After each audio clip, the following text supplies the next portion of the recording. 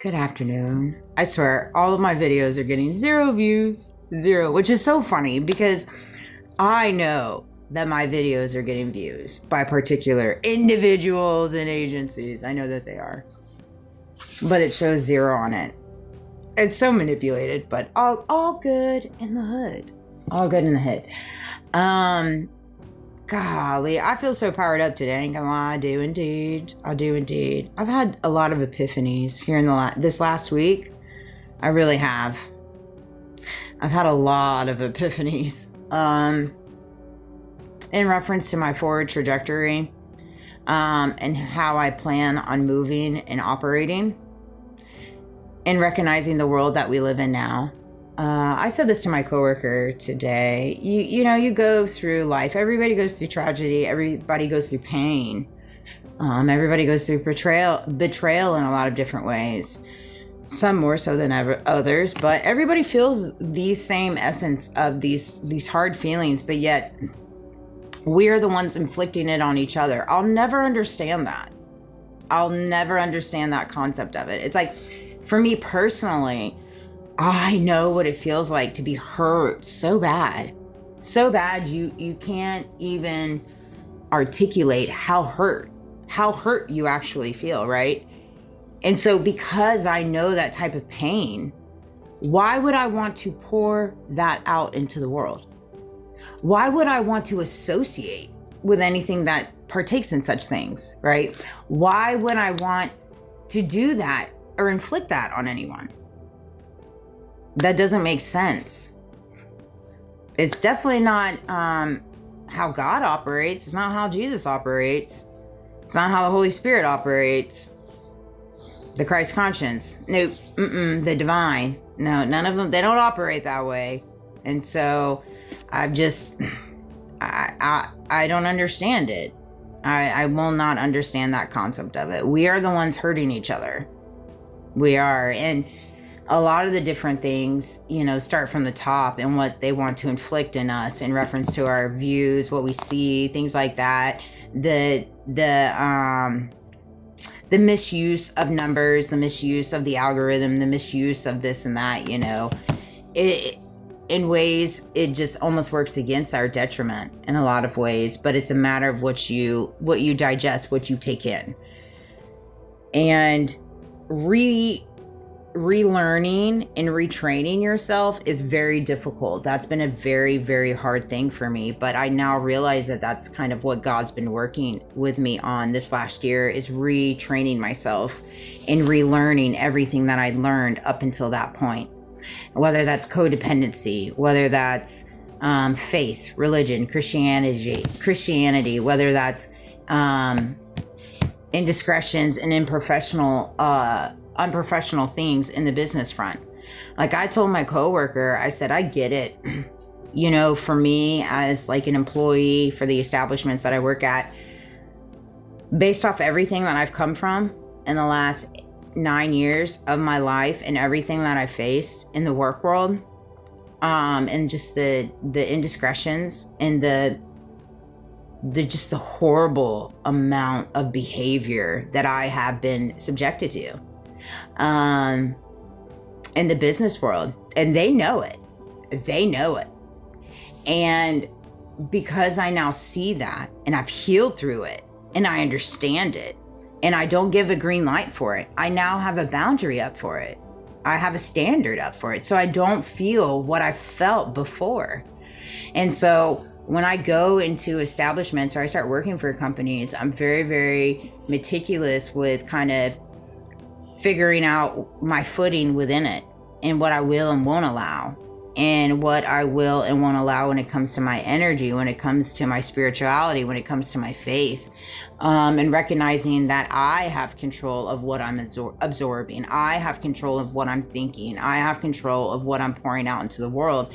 Nobody else has control over that. I do. I have power over that. Nobody else has power over me. I have my power. And up until a year ago, over a year ago, the world had the power over me. The people in my life had the power over me. And then I took it back.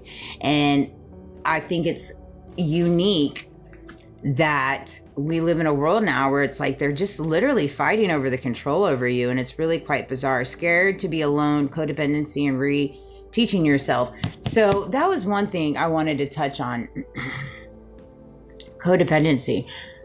I've had a little bit of a dabble in reference to codependency. I've always had this unsaid tie with my ex. I don't know. It's like a soul tie. It's not my favorite. It's not my favorite jam. And it's definitely been used against me, and I'm over the hump of it. It can no longer be used against me. The ploys, the tactics, the music, the synchronicities, the patterns, like all this stuff, like we're okay with it. But I will say this, that when it comes to my ex and my ex-husband, they're two different people, okay? But I've known both of them since I was a younger baby. They both dabble with an issue of codependency. They cannot be alone. They have not been to men that can be alone. They cannot. And that's just not in their forte. And I recognize that about them. I learned that about them very early on in knowing them.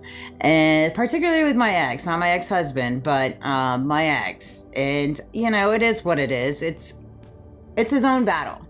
It's his own battle. And I don't judge him for it. I do not judge him for it. I never have, and I never will. People face their own battles, and codependency is a big one. But I will tell you this. If you are not capable of being alone and being happy alone, again, happy with yourself. Obviously, you don't have to be happy with your surroundings. Nobody wants to be alone forever, right? Nobody wants that jam.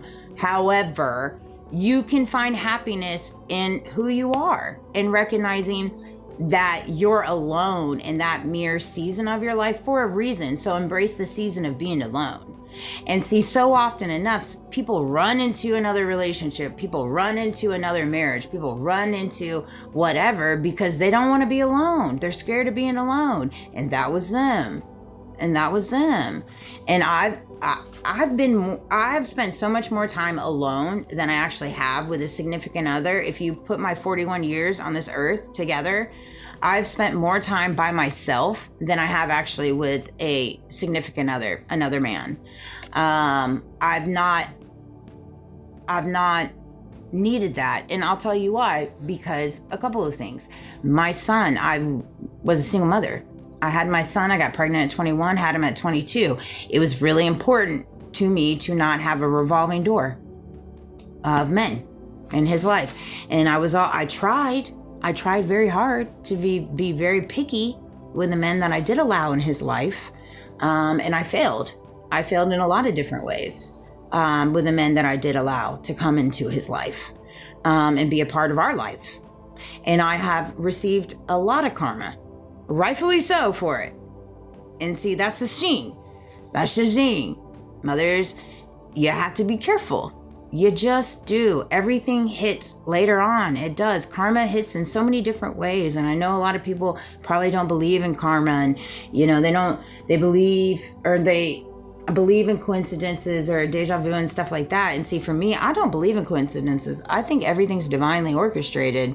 And I do believe we are all here on a divine purpose and on a divine mission. And I believe we all have a calling, and we all designate particular gifts. Every single one of us have so many gifts. We truly do. And we just haven't embarked on them because they don't want you to know the gifts you carry. They have all these gifted schools and all these gifted different things all behind the scenes, some underground. However, it's not all only like IQ level, intelligence-based levels, stats, all this stuff. It goes beyond that. When you tap into your conscious thinking and you tap into your higher self, it's a prefla of your gifts. I mean, I could sit down and have conversations with people and just really unpack their gifts. Like even the gentleman that I work with at my first job, I mean, I see so many gifts in them. So many gifts in them. I tell them about that all the time. I'm like, I love that gift in you. I love that feature of you. And see, so many people don't recognize what they carry within themselves and in their mind. And this video went, yeah, but if you run alongside codependency, that's okay. I mean, it's a part of nature. It's a part of human nature. But you have to find what's happy. What makes you happy? you're only on this earth a little bit of time, and it's up to you what you do with it. I love you guys. Have a great night.